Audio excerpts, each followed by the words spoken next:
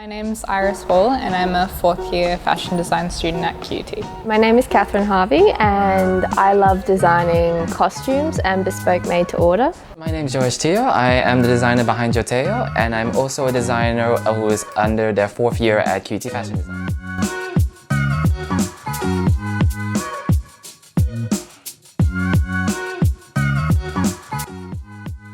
So my collection is about Australianness and Australian culture, if there's identifiable themes of Australianness.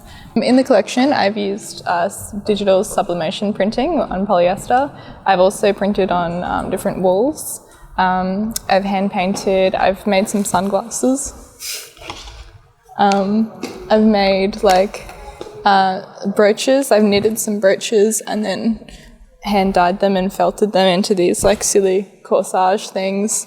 I've done a lot of hand painting. I've got badges made, customised badges, and then I've mixed the badges in with existing tourist badges, Australian tourist badges.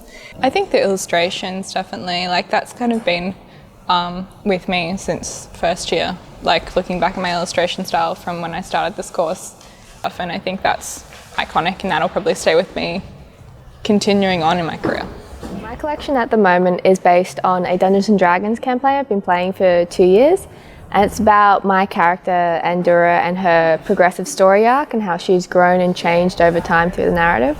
My collection is very much about expressing this idea of creating a window into the D&D community and into this imaginative narrative that is inaccessible to other people, giving them sort of a message and a way of connecting to this more sort of niche, nerdy subculture.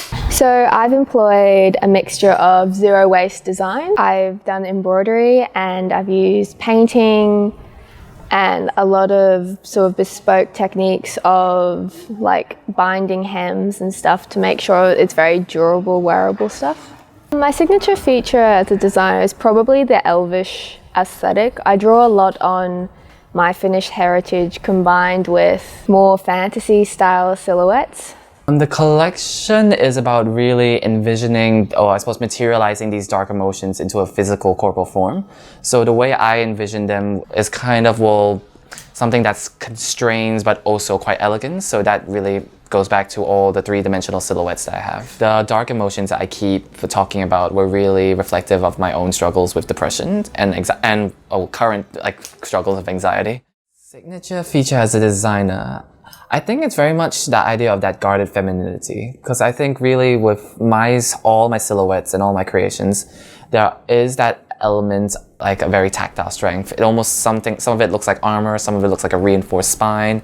It teeters that balance between that kind of masculine strength with that tailoring, but also this elegant femininity.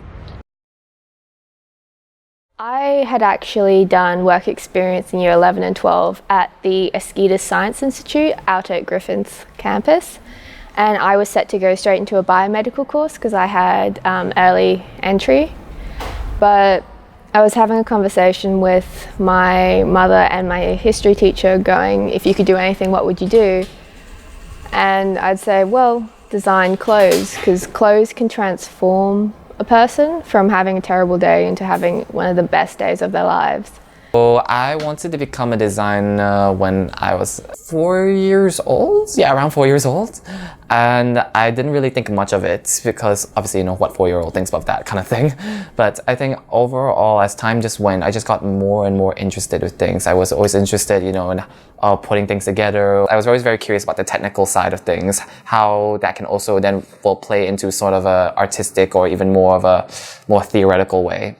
And then over time, I just got better at sewing. I engaged everywhere I could. I took fashion 1 year advanced in my school.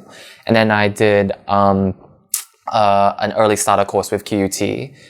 And simultaneously, I also started becoming a dressmaker, sorry. So a very busy child. The most rewarding thing is, I guess, just connecting with people through making clothes, and clothes have such a unique relationship to the body. They participate in so many events. Especially the sublimation printing, that's polyester, that's going to be around for 200 years.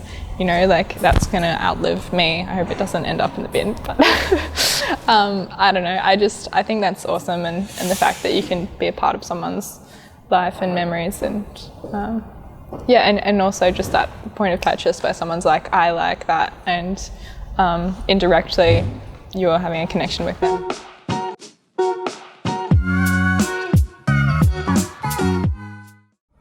Well, eco-trends and eco-fashion are becoming more and more popular. Obviously, with climate change and sort of the earth being a bit doomed at the moment, it's becoming more and more popular to sort of raise awareness for it, and fashion's also taking leaps. So, as you will know, fashion design is not the most sustainable of business models, as it is based on consumerism, and your average t-shirt takes 50 litres of water to produce, which is quite a lot. So I'm really interested in using sustainable ways of making fashion. And I think a lot of people this year have actually been sourcing fabrics and fibres and stuff from unusual places, like, you know, your best friend grandma's wardrobe stash that she hasn't used in 50 years, or going to reverse garbage and buying curtains to chop up, as cliche as that sounds. But I also really enjoy eco-dyeing and stuff, so using the natural pigments and fibres to create sort of beautiful, bespoke, one-off items. And I think these zero-waste things, even though there is sort of the hippie connotation to it, they have a lot more value than something that's mass-produced, made in like a batch of 50 dozen or whatever. I just think buying from big corporations, that's an awful trend, and like not knowing where your clothes come from. Buying a shirt from Target for $2, like, don't do that. That sucks. If you're buying it for $2, like, think about where it's come from. I think there is like a percentage of people that are interested in where their clothes are made, the person who made them, the ethos behind the brand, and that's really important. I think the more interest people have in that, the more it's going to return to like the smaller designers and that kind of thing. I hope that's the case, so that'd be great. The people that I'm designing it for, I think like they're not so much a demographic or like one certain target market.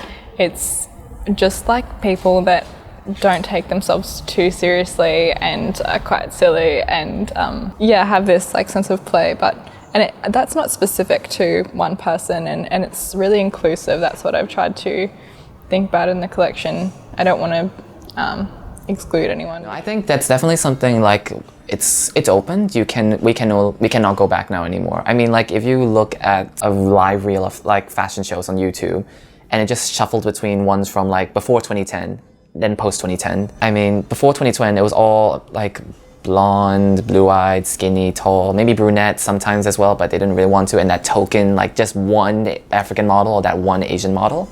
But now you see like the high-end, the high couture shows. I think Balmain is like really a leader in that. They use girls from like Africa, Asia, I think some from from the Middle East as well. I could be wrong as well. Or even like say Valentino with Pier Paolo, like majority of his casting was 90% African American or African of other descent or other origins. Like you just love it. You really find you really get quite inspired looking at things like that, because it's like, wow, we're moving forward and the world is changing.